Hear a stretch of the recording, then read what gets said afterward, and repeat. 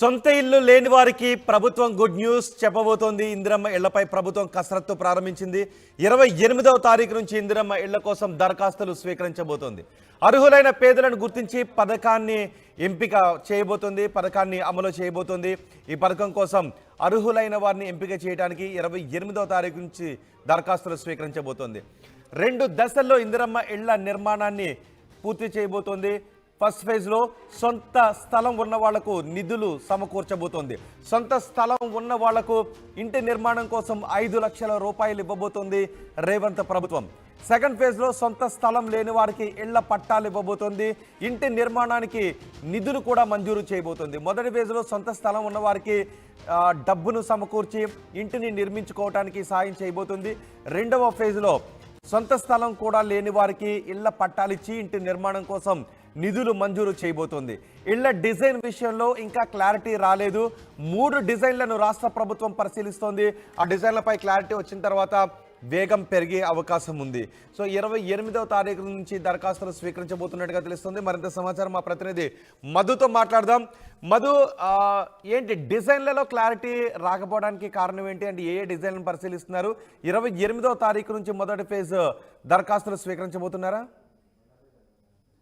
Exactly, double bedroom ఇల్లు గత ప్రభుత్వం ఏదైతే ప్రతిష్టాత్మకంగా తీసుకోవడం జరిగిందో గందరగోళమైనటువంటి పరిస్థితి నెలకొందంటే కొద్ది మందికి వచ్చాయి, ఇంకా చాలా మంది అర్హులు ఉన్నారు. వాళ్ళందరికీ ఇళ్ల నిర్మాణం నుంచి వాళ్ళందరికీ అందజేయడం అనేటువంటిది పెద్ద టాస్క్ గా భావిస్తా ఉంది. సో ఇట్లాంటి సందర్భంలో గత ఎన్నికల్లో మొన్న జరిగినటువంటి సార్వత్రిక ఎన్నికల్లో కాంగ్రెస్ పార్టీ హామీ ఇచ్చింది. సొంత జాగా ఉన్న వాళ్ళకి ఇల్లు కట్టుకోవడానికి 5 లక్షలు ఇస్తామన్నారు. ఇల్లు జాగా లేని వారికి జాగా ఇచ్చి ఇల్లు కట్టుకోవడానికి 5 లక్షలు ఇస్తామన్నారు. సో ఇది చాలా ఈజీగా ఉంటుంది, పూర్తిగా భారం ప్రభుత్వం మీద పడకుండా ఉంటుంది. అంటే టైం ఎక్కువగా అవసరం ఉండదు. వారికే డబ్బులు ఇవ్వడం ద్వారా వారే ఇళ్ల నిర్మాణం చేపట్టుకుంటారు. దానివల్ల ప్రభుత్వం అబాసు పాలు కాదు అనేటువంటిది ప్రభుత్వం భావిస్తా ఉంది. అందులో భాగంగా ప్రతిష్టాత్మకంగా తీసుకుంది.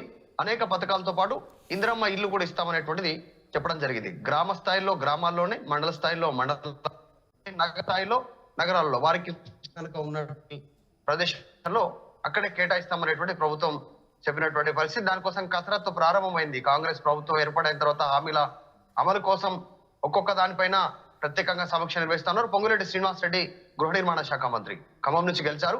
సో ఆయన దీనిపైన ఒక స్పష్టతను ఇచ్చే ప్రయత్నం చేశారు. త్వరలోనే ఇళ్ల జాగాలు ఉన్నటువంటి వారికి ఇల్లు కట్టుకోవడానికి డబ్బులు ఇవ్వబోతా ఉంది అనేటువంటిది. నిజంగానే డిజైన్ సంబంధించి ఇందిరమ్మ ఇళ్ల నిర్మాణం ఎలా ఉండాలి? గతంలో కాంగ్రెస్ ప్రభుత్వంలో ఉన్నప్పుడు ఇందిరమ్మ ఇల్లు ఇప్పటికీ ఉన్నాయి, కాకపోతే అది సింగిల్ రూమ్ తో ఉన్నాయి. అది ఈసారి కాకుండా కాస్త పెద్ద ఎత్తున 2 రూములు ఉండేలా, అటాచ్డ్ బాత్రూమ్ ఉండేలా, ఒక కిచెన్ ఉండేలా ఈసారి అంటే డబుల్ బెడ్రూమ్, యథావిధిగా డబుల్ బెడ్రూమ్ లాగానే ఇంకా కాస్త డిజైన్ డిఫరెంట్ గా ఉండేలా ఆ నిర్మాణం కోసం చూస్తా ఉన్నారు. 3 డిజైన్లు చూస్తా ఉన్నారు. అందులో ఏది ఫైనల్ అవుతుందో ఆ డిజైన్ ఫైనల్ చేసేటువంటి అవకాశం కనిపిస్తాం. సో ఇప్పటికే కాంగ్రెస్ ప్రభుత్వం అనేక పథకాల పైన అమలు కోసం దృష్టి పెట్టినటువంటి నేపథ్యంలో ఇది చాలా కీలకంగా ఉంది. మరి సొంత జాగా లేనటువంటి వారి కోసం ఎట్లా అంటే, సొంత జాగా లేనటువంటి వాళ్ళని గుర్తిస్తారు, అర్హులను గుర్తించి వారికి సొంత జాగా ఇస్తారు, తర్వాత డబ్బులు ఇస్తారు. ప్రస్తుతానికి మాత్రం సొంత జాగా ఉండి అనుకూలంగా ఉన్నటువంటి వారికి డబ్బులు ఇవ్వడానికి మాత్రం సిద్ధమైనట్టుగా తెలుస్తా ఉంది. డిజైన్ లోపానికి సంబంధించి దాంట్లో స్పష్టంగా ప్రభుత్వం కొన్ని చాలా మైన్యూట్ గా ఆలోచన చేసే ప్రయత్నం చేస్తా ఉంది. ఉమ్మడి కుటుంబంలో ఉన్నటువంటి వాళ్ళు, పెళ్ళైన వాళ్ళు, సపరేట్ అయినటువంటి వాళ్ళు, సో వాళ్ళందరూ కూడా అప్లై చేసుకునేటువంటి అవకాశం ఉంటుంది.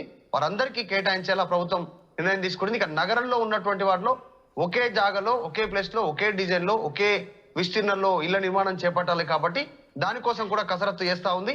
సో ఇంటి జాగాల కోసం ప్రభుత్వ భూములు ఎక్కడ ఉన్నాయి, ఎక్కడ లేని చోట ఎక్కడైతే భూ సేకరణ చేయొచ్చు ఇళ్ల నిర్మాణం కోసం అనేటువంటిది దానిపైన దృష్టి పెట్టింది, అధికారులకు ఆదేశాలు ఇచ్చింది.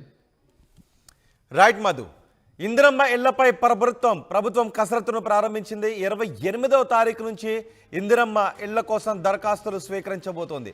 అర్హులైన పేదలను గుర్తించి పథకాన్ని అమలు చేయబోతోంది. 2 దశల్లో ఇందిరమ్మ ఇళ్ల నిర్మాణాన్ని చేపట్టాలి అని ప్రభుత్వం నిర్ణయిస్తోంది. ఫస్ట్ ఫేజ్లో సొంత స్థలం ఉన్న వాళ్లకు నిధులు సమకూర్చాలి అని అనుకుంటోంది. తద్వారా వాళ్లే సొంతంగా వాళ్ళ స్థలంలో ఇల్లు కట్టుకోవటానికి ప్రభుత్వం సాయం చేయబోతోంది. ఇక సొంత స్థలం ఉన్న వాళ్ళకి ఇంటి నిర్మాణానికి డబ్బులు ఇస్తుంటే, సొంత స్థలం లేని వాళ్లకు ఇళ్ల పట్టాలిచ్చి వాళ్లకు నిధులను కూడా మంజూరు చేయబోతోంది. తద్వారా ప్రభుత్వం కేటాయించిన స్థలంలో వాళ్ళు ఇల్లు కట్టుకోవటానికి ప్రభుత్వం సాయం చేయబోతోంది. దీనికి సంబంధించి విధి విధానాలు రూపొందించబోతోంది.